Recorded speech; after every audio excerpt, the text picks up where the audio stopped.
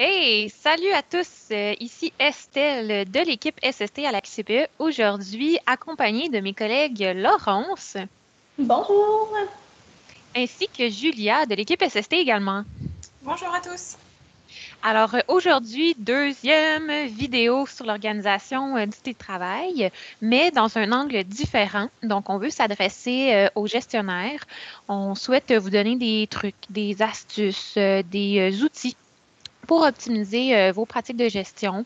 Dans le fond, tout le monde, on était comme parachuté en télétravail sans l'avoir pratiqué au préalable. C'est nouveau pour les gestionnaires de suivre son équipe à distance. On apprend sur le tas des nouvelles façons de faire, on expérimente.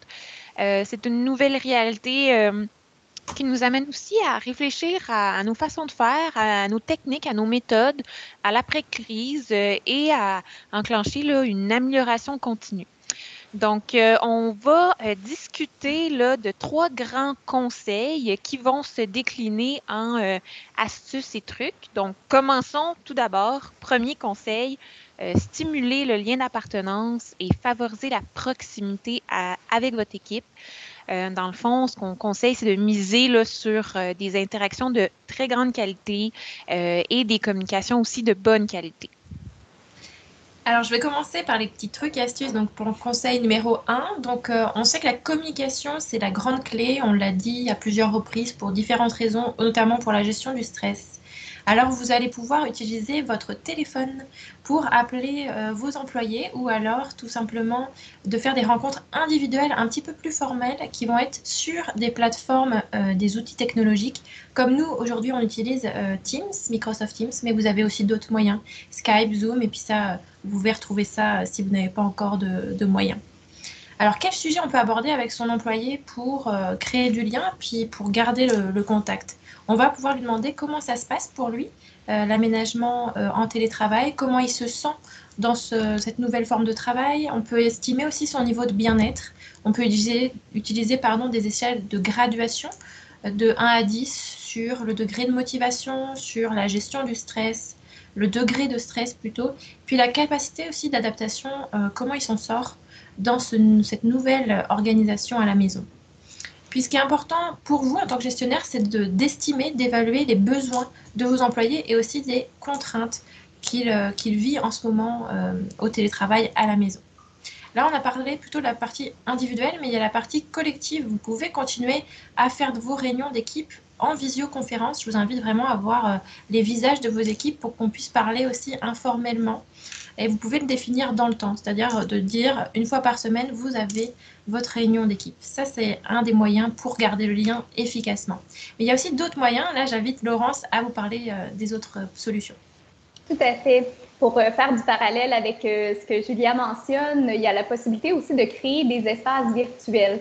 Donc, on pense à des 5 à 7 qui peuvent être effectués là, virtuellement par différentes plateformes là, et outils informatiques, comme Julia vous a mentionné. Des rencontres éclairs aussi le matin, le soir, pour faire une petite mise à jour, à savoir comment s'est déroulée aussi la journée. Il ne faut pas oublier aussi dans cette situation hors du commun qui fait qu'on gère aussi à distance la reconnaissance qui a une place très importante actuellement. Également, je vous invite à aller consulter des fiches, des lectures qui a trait là, justement à la reconnaissance en milieu de travail sur notre site de la QCPE. Donc, la reconnaissance peut se faire, oui, entre le gestionnaire et les employés, mais ça peut être également de différentes façons aussi, donc entre les collègues eux-mêmes, avec les parents, les enfants également. On pense aussi à créer une escouade anti-solitude, donc de mobiliser certains employés qui pourraient se porter volontaires pour créer là, une écoute là, comme telle envers les autres employés, puis appuyer leurs collègues pendant cette période-là qui pourrait s'avérer difficile pour certains. Et je prends le relais donc, dans tous ces moyens qu'on vous a évoqués. Le principal, c'est de communiquer en tant que gestionnaire votre plan aux employés. Il faut que vos employés sentent qu'il y a quelqu'un, il y a un pilote dans l'avion, que vous avez réfléchi et que vous avez pensé à ce qui se passe pour le moment et dans le futur aussi. Donc il faut qu'ils se sentent guidés et rassurés. qui est important aussi dans le choix de vos communications, c'est de retenir les informations qui vont être très importantes. On sait qu'on oublie souvent si on est noyé dans un flot d'informations, donc soyez vraiment essentiel et sur la base d'informations aussi factuelles et à partir de sources fiables. On est toujours dans cette idée du complot, du moins un petit peu de paranoïa dans ces situations. Donc essayez de vous rattacher à ça. Puis dire aux employés également que si vous n'avez pas la réponse, de leur dire, de leur notifier et de revenir par une rétroaction.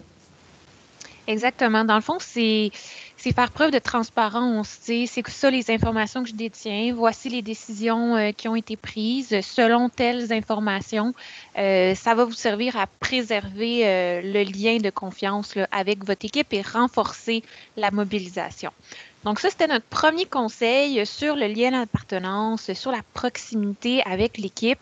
Maintenant, deuxième conseil, connaître votre personnel. Bon, connaître votre personnel, vous le connaissez, là, mais connaître leur degré d'autonomie et comment vous pouvez adapter votre style de gestion et votre style de communication avec eux. Tout à fait, Estelle, merci. On sait que oui, on connaît en fait notre personnel. Il peut y avoir des employés qui, considérant le travail à la maison, sont moins autonomes ou qui ont des dispositions à moins être autonomes, donc qui ont besoin de plus de supervision comme telle. Donc, il faut effectuer des suivis plus fréquents, questionner l'employé aussi sur ce qu'il a fait, offrir une structure là, plus grande envers cet employé-là qui en aurait de besoin. Il y a des employés qui sont très autonomes aussi, donc qui vont avoir tendance à faire leurs tâches là, de manière individuelle et qui ont moins besoin d'encadrement aussi. Donc, il faut savoir bien doser, puis venir surtout préciser les attentes, les objectifs, puis établir vraiment une structure de travail, là, un plan concret.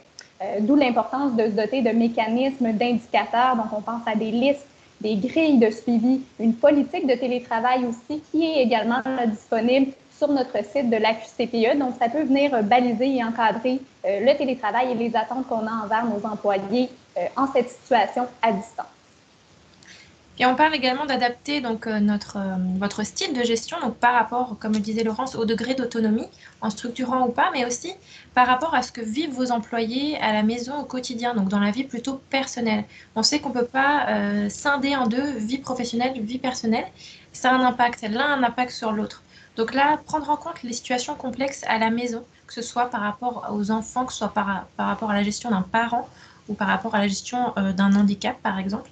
Des mots de votre part, des mots d'encouragement vont être bénéfiques, vont soutenir vos employés et ils sauront vous le rendre par la suite. Vous allez aussi pouvoir découvrir des talents pendant donc cette période de crise et de télétravail. Donc pensez à les identifier puis pour pouvoir vous en servir par la suite dans votre nouvelle organisation. Le message qu'il faut retenir et qui est important à transférer aux employés, c'est que l'important n'est pas de tout faire, mais de bien faire ce qui est important. Donc l'essentiel est fait, est validé, et le reste, on le verra plus tard. Exactement. Y aller par priorité. Donc, ça, c'était notre deuxième bloc concernant le degré d'autonomie et l'adaptation du style de gestion et de communication. Maintenant, dernier bloc, troisième conseil, c'est la gestion du temps. L'organisation du travail et des fois prendre un pas de recul. Tout à fait, Estelle. Donc, c'est de voir en fait une planification optimale au niveau des échéanciers, des projets qui sont en cours, des mandats là, en cours également, la possibilité de déléguer, de voir comment on peut optimiser notre travail pour être efficace aussi là, en cette période hors du commun. Et je rebondis sur le délégué, mais aussi sur cette double casquette qu'a le gestionnaire. Hein. Vous avez un œil sur la crise, puisque vous vous réorganisez, vous planifiez des choses, et puis vous avez aussi un œil sur la sortie de crise. Hein. Cet élément est extrêmement important, puisque ça va être un élément de motivation pour vous, mais aussi pour votre équipe. Se dire qu'il va y avoir un après. Donc, je trouve qu'il est aussi important, puis on essaye de se positionner comme ça avec la QCPE, c'est de noter ce que vous faites. Notez vos réussites et vos mécanismes que vous avez mis en œuvre pendant la crise pour pouvoir les réutiliser après, quand vous allez de nouveau avoir à faire face à une crise. Tout à fait. Julia, je rebondis sur ton idée. En fait, c'est une opportunité pour vous, en tant que gestionnaire, de faire un bilan, un constat un portrait de la situation actuelle, vos forces en termes d'organisation, les points que vous souhaiteriez améliorer aussi dans le futur. Donc, c'est un bon moment pour penser à tout ça. Également, je pense à la planification annuelle, donc pour l'année 2020-2021. Pensez aussi à votre planification stratégique. Donc, pour les 3 prochaines années, par exemple, qu'est-ce qu'on veut inclure? Quels sont les volets aussi, nos priorités là, en termes de CPE présentement? C'est un bon moment aussi d'inclure vos employés dans ces réflexions-là que vous avez. Là. Donc, prenez le temps de penser et de planifier là, pour le futur, le après la situation COVID. Oui, donc je pense qu'en terminant, ce que je retiens de ce que mes collègues ont partagé, ben, c'est un bon moment pour évaluer nos processus, nos techniques, nos méthodes, nos politiques, prendre un temps d'arrêt. Et pour faire suite là, à notre première vidéo, le même mot d'ordre, faire preuve de bienveillance, de flexibilité. On a un degré d'autonomie différent, une adaptation différente, des habiletés différentes avec la technologie, par exemple. Et je pense aussi, c'est d'accompagner son équipe pour qu'on puisse tirer des apprentissages de la situation, donner un sens à ce que l'on vit. Et bien là, tout le monde est en télétravail. C'est une des mesures de conciliation de travail-vie personnelle, mais il y en a une panoplie d'autres. Donc, peut-être qu'à la sortie de crise, on va être invité à songer à quelles sont les autres mesures qu'on peut mettre en place qui faciliteraient cette fameuse conciliation, le travail-vie personnelle. Donc voilà, c'était tout pour nous. Merci infiniment pour votre écoute. Au revoir. Merci beaucoup. Merci, au revoir.